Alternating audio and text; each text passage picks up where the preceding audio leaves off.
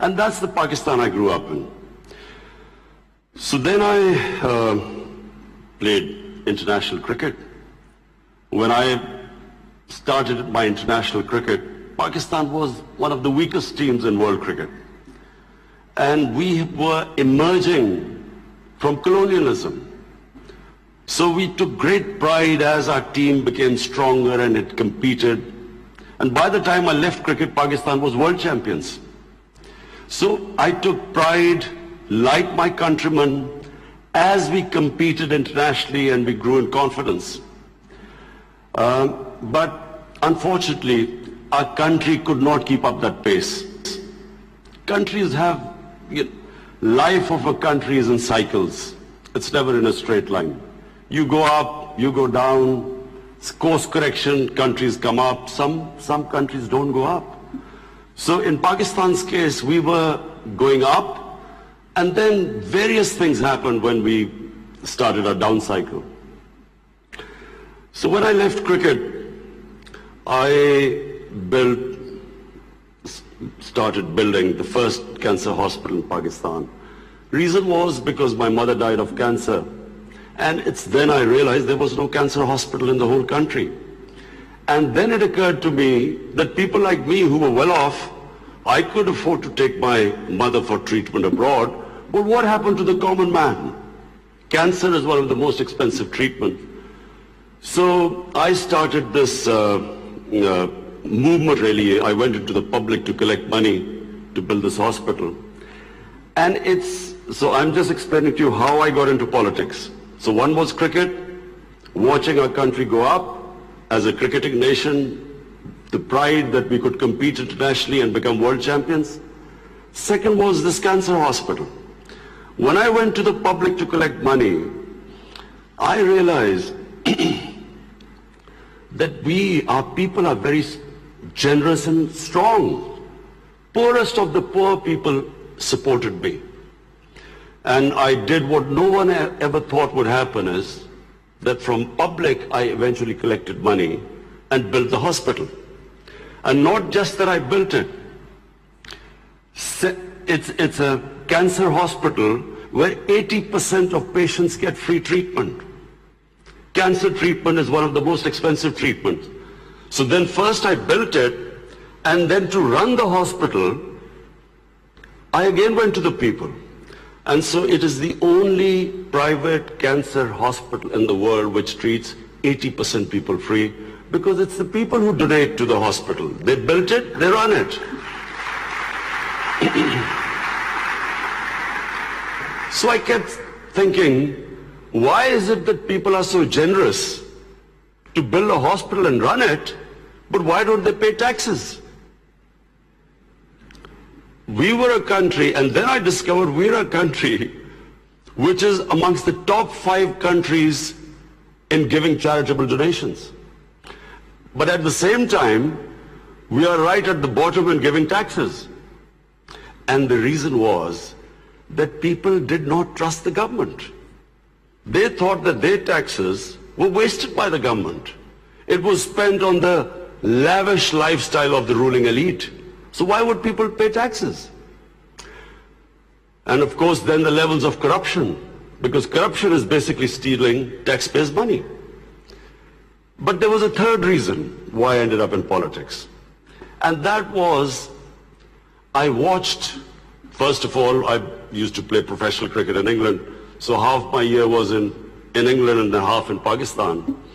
And I saw how a developed country, how the institutions worked, why they went ahead, how the governments were accountable, how there was meritocracy, and above all, how there was human development, the money spent on human beings.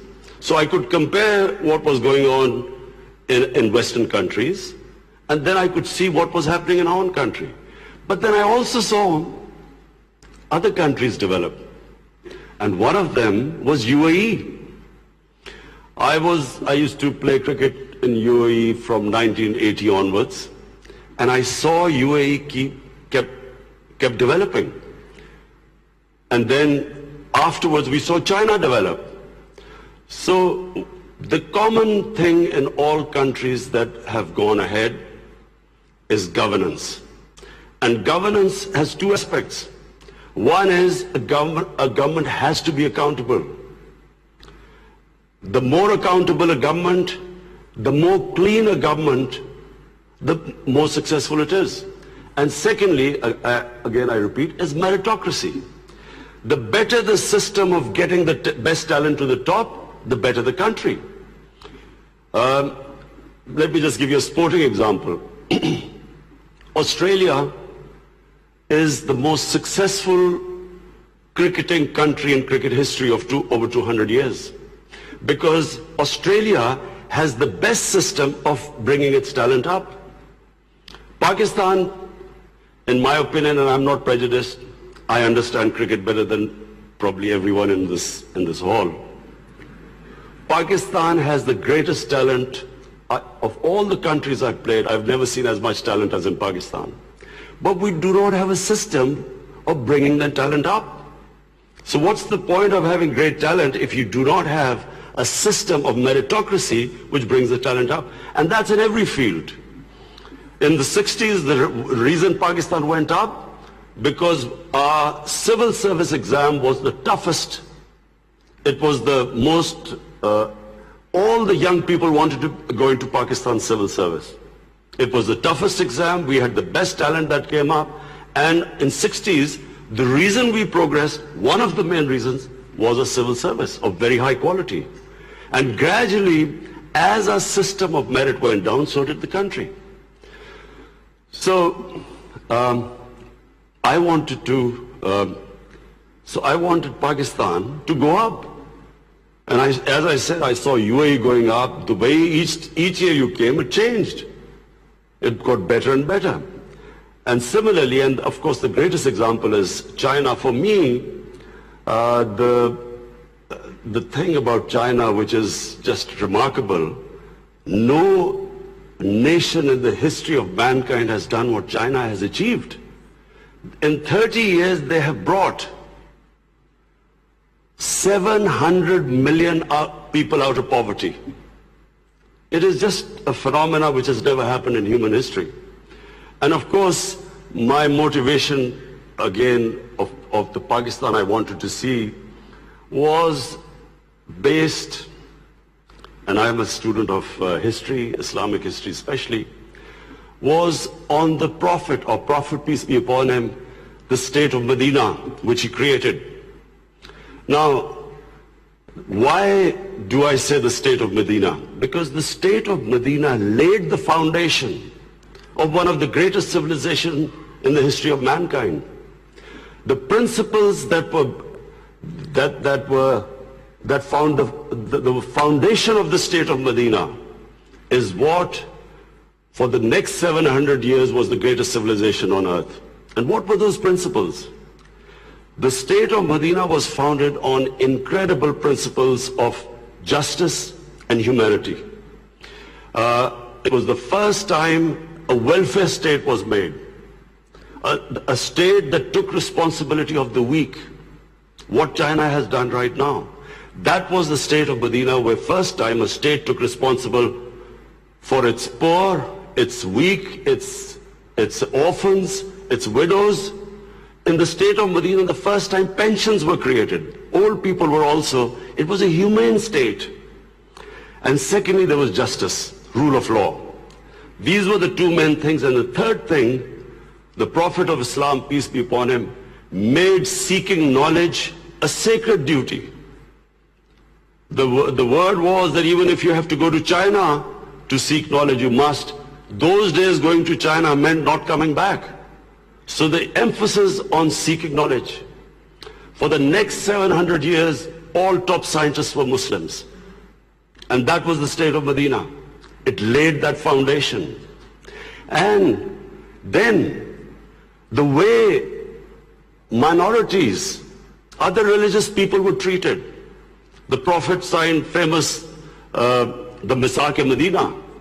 There's still a letter in St. Catherine's Church which was signed with the Christians that your places of worship will be, till the end of time, they will be protected by Muslims. Secondly, that no forcible conversions would be in Islam.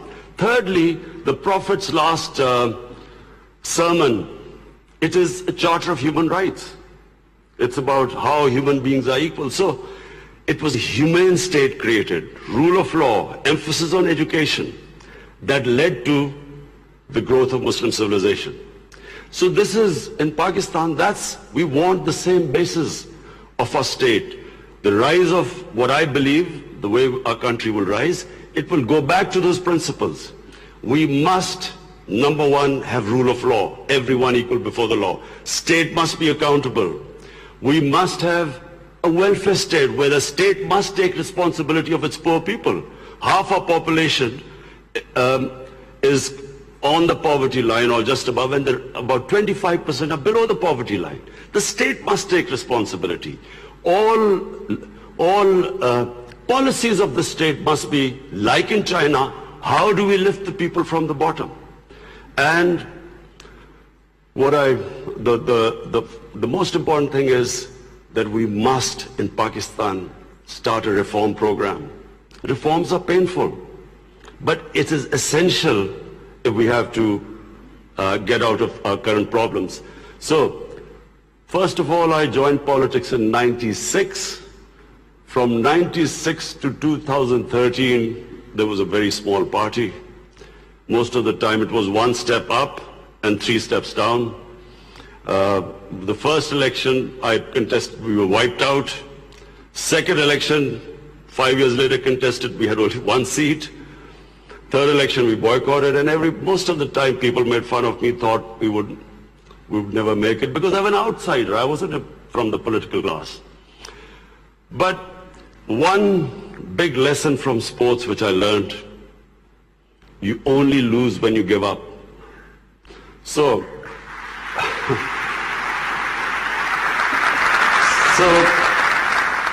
kept learning from my mistakes, kept getting up, falling, getting stronger. Eventually we formed government in one of the 4 provinces in 2013, and it was the KP province, which was devastated by war on terror. It was on the border of Afghanistan, the tribal areas, the whole fighting took place in that region. The police was devastated by attacks. We had 70% of industry closed, and KP has reputation that they only give you one chance. Each government comes once, it's ousted the next time. So we came in a coalition government and we started our reform programs. First of all, we started spending money on human development, health and education. Secondly, we did, first time in Pakistan history, no party had done before, we started spending money on climate change. Pakistan is about 8th in the countries that are most vulnerable to climate change. So we took this ambitious mission of planting 1 billion trees in 5 years. And then we reformed the police, depoliticized our police, depoliticized our bureaucracy, and then started tourism. Because KP has a lot of tourist sites. It was the center of Buddhist civilization, so religious tourism, but we have the best mountain scenery there. So anyway, by the end of 5 years, we had half poverty in those 5 years. The poverty had gone half, and a province which never gave you a second chance, we came back with 2/3 majority in 2018. Not only did we win there, then we formed government in the last election. We got 17 million votes, which is the highest ever won by a party. And so now we have our reform agenda. And as I repeat, reforms are painful. You know, when you take reforms, when you make reforms, people suffer. They go through difficult times. It's like a surgery. When you conduct surgery, for a while the patient suffers, but then he improves. The worst thing that can happen to a society is that you keep postponing reforms because of the fear that you will have opposition, the vested interest will stand up, and you don't do reforms. So we've started on an ambitious reform program. That's number one. We are trying to change our, improve all our economic policies. We have trying to cut down our fiscal deficit. We are trying to improve exports, cut down our imports. We have unfortunately had to raise bills because we came up with, when we got into power, we had massive fiscal deficit and current account deficit. So we are doing that. But in my opinion, Pakistan now has a chance. Already we are seeing optimism. Investors are coming into our country.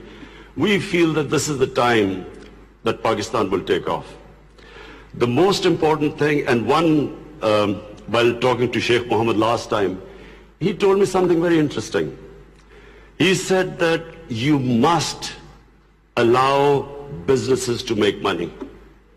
Investors must make profits. And the reason is simple. If people don't come into business for charity, they come into business to make money. So the more, if they can make money, more people come and invest. So this is what we've done. We have started working on ease of doing business, making it easier for people to do business, easier for the investors. We are changing our tax laws, which were very cumbersome. So we are conducting a series of reforms. And already we're seeing the signs of the country improving. But most important, Pakistan has the best tourist potential. At the moment, we have hardly any tourism compared to other countries. But Malaysia, with just beach tourism and resorts, Malaysia has $22 billion it makes from tourism. Turkey, with beach and historical sites, beach tourism, Turkey has $42 billion from tourism. Now, Pakistan has probably one of the best mountain scenery anywhere in the world. Half the world's highest peaks are in Pakistan. Pakistan has 1,000 kilometers of coastline. Pakistan has the oldest historical monuments, probably as old as anywhere in the world. We have Indus Valley civilization, which is 5,000 years old. We have Peshawar, the oldest living city in the world, 2,500 years. Lahore and Multan, ancient cities. But what we have, probably more than any other, hardly any other country has, is religious tourism. We have, for Muslims, we have the Makkah and Medina of the Sikhs. The Sikh religion has the two holiest sites in Pakistan, and we have just opening those sites for Sikhs. And we have opened up a visa regime. First time in Pakistan, we have 70 countries which can come in and get visa at the airport. We also have, I mentioned Buddhist civilization, the Gandhara civilization, which was the cradle of Buddhist civilization, is in KP, north of Islamabad. Some of the ancient sites, the biggest sleeping Buddha, 40 feet, is in Haripur. And then we have, for the Sufis in Islam, we have some of the greatest Sufi, highest number of Sufi shrines all over Pakistan. So what we are doing is we are opening up the country. We are opening up for tourism, investors. And I would like to finish my talk by saying something else which Sheikh Mohammed said. Sheikh Mohammed said, apart from this great thing which has stuck in my mind, that a businessman must make money. You see, what happened in Pakistan was people were making money. Then came 70s and we had a socialist government. When the socialist government came in, everything went anti the big businesses. There was nationalized. And the mindset of bureaucracy and our politicians was that somehow making money was a sin. So now we are reversing the whole thing. We are now asking businesses that, look, we will help you in making money, because the more money they make, the more investment will come. But the only thing is, the money, as we create wealth, that wealth will be used to lift people out of poverty. So we want an equitable growth. We don't want the rich to get richer and the poor to get poorer. I am really against this neoliberal economics where you have 62 people owning as much wealth as 3 billion people on this earth. I think that the distribution of growth should be equitable. But the last thing I want to say about what Sheikh Mohammed, I still remember. It's very important that to take risks in life. Sheikh Mohammed said that when 9/11 took place, he immediately called up Sheikh Ahmed and Emirates Airline and said, buy aircrafts and engines of aircraft, because everything went down. Prices of planes went down. People were not flying as much. This is the key, in my opinion. This is the difference between very successful people and people who don't take risks. I have played 20 years of international cricket. I saw a lot of players with a lot of talent, but they never made it big because they were scared of losing. They would not take risks. Players with less talent, but that ability to take risks, chances, they also had bad times. But eventually, the ones who took more chances and risks were the ones who made it big.